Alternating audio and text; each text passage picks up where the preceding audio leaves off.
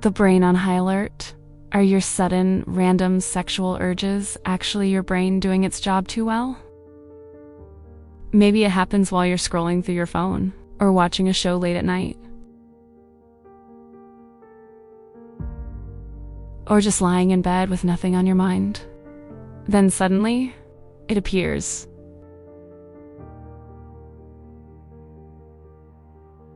A thought, a sensation, a pull, and your first reaction is confusion. Where did that come from? The human brain is constantly scanning your environment, even when you think you're doing nothing at all. Sometimes it reacts before you even realize something happened. Sexual arousal can begin in under 2 seconds. Your brain can activate a response before you even understand what you saw. It reacts before you do.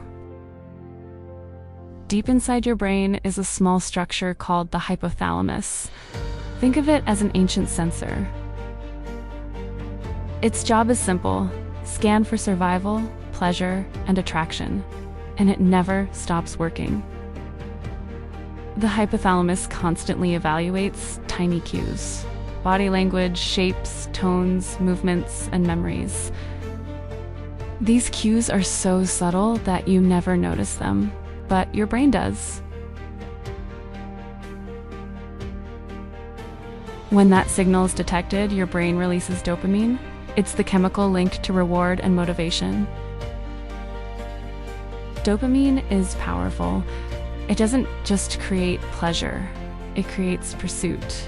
It pushes you to seek the trigger. That's why urges can feel sudden. Your brain detected something, your reward system activated, and your conscious mind is the last to understand what happened.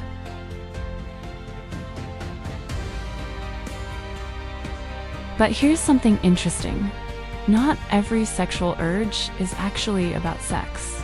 In fact, many aren't. Do urges appear when you're stressed, or lonely, or bored? The brain confuses emotional needs with physical signals. Your reward system is always searching for relief, for comfort. Sometimes, a sexual thought becomes a dopamine shortcut. But this is only half of the story. The real reason these urges feel so powerful involves another chemical. Understanding that chemical changes the way you see these impulses completely. The hidden signal behind your urges. The reason these urges can feel so powerful has a lot to do with oxytocin. Oxytocin is the bonding hormone. It is released during closeness, affection, and emotional safety. Moments where the brain senses warmth and comfort. But here is where the brain becomes confusing. It doesn't always separate emotional closeness from sexual signals. Sometimes those two systems overlap.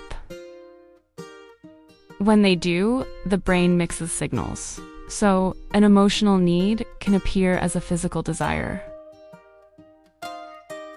Urges often appear when you're feeling tired, stressed, lonely, or mentally drained.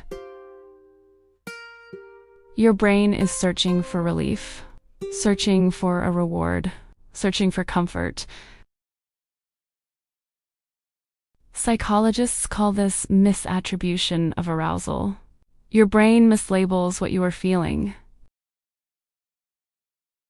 It feels like desire, but the real need is connection, calm, or a break from pressure.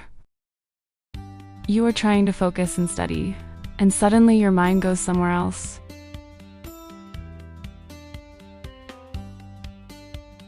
Your first instinct is to fight it, but the harder you push, the stronger it becomes. This isn't weakness, it's neuroscience.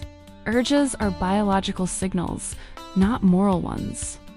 Your brain evolved for survival and reproduction. These systems are deeply wired and automatic. They activate without permission. Willpower alone cannot simply turn them off. But you have another system, the prefrontal cortex. It's the brain's executive center.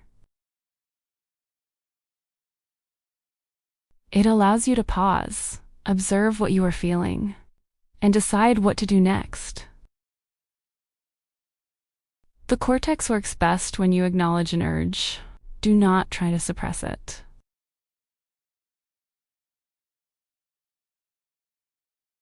Fighting creates tension, but observing creates awareness, and awareness creates control.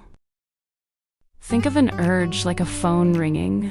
You can decide whether to answer it or let it go. So pause, take a breath. Ask yourself, what is my mind actually asking for right now? Just noticing the feeling activates awareness. Awareness strengthens impulse control.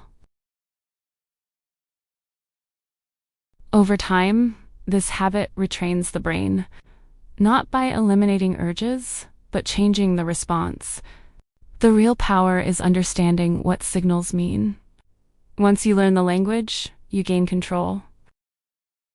Instead of being controlled, you become the one observing and choosing your next move.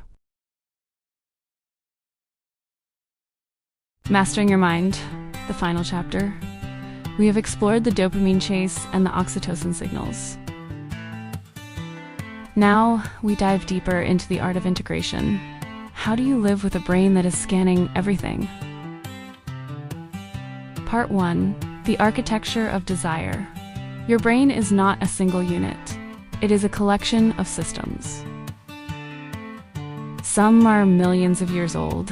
Others are relatively new. The ancient parts focus on instinct. The new parts focus on logic. When they conflict, you feel tension. This tension is where urges are born. Part 2. The myth of perfect control. Many people believe that if they were stronger, they would never have these thoughts. But neuroscience tells us the opposite. The goal is not to have no urges. The goal is to have a new relationship with them. Like waves in the ocean, they will come. You cannot stop the tide, but you can learn to surf. Part 3. The tools of regulation. We have the prefrontal cortex, but how do we strengthen it? It starts with mindful labeling. When an urge appears, give it a name. Say, I am feeling a physical sensation caused by stress. This moves energy to the reasoning center. Part 4. Building your internal library. Think of your mind as a library. Every time you pause and breathe, you add a new book to the shelf. Over time, you build a massive resource of responses. You no longer react automatically. You respond with intention. Part 5. The power of self-compassion. Shame is the enemy of regulation. When you judge yourself for an urge, you trigger more stress. This stress creates a loop. Breaking the loop requires kindness. Tell yourself, it is okay to feel this. My brain is just doing its job. Part 6. Integrating the secret chemical. We mentioned a secret chemical earlier. It is serotonin. While dopamine is about seeking, serotonin is about being. It is the chemical of satisfaction. When you practice gratitude and connection, you boost serotonin. This provides a natural shield. Conclusion. Choosing your next move. You are the observer of your mind. You are the architect of your habits. By understanding the language of your signals, you gain the ultimate freedom, the freedom to choose.